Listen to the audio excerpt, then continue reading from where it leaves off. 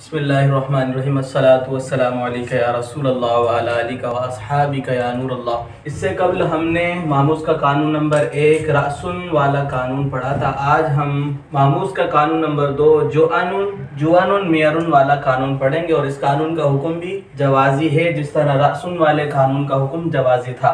सूरत हाल ये है कि हमज़ा मुनफरिदा मुतहर्रिका को माक़बल हर्फ की हरकत के मुवाफिक हर्फ इल्लत से तब्दील करना जायज़ है।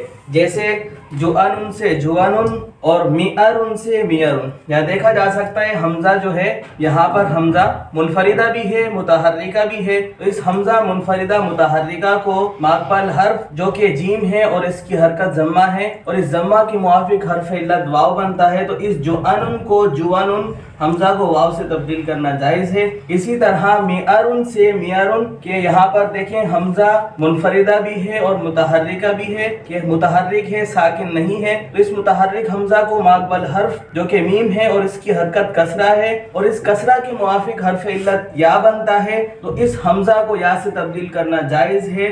जैसे मिअरुन से मिअरुन।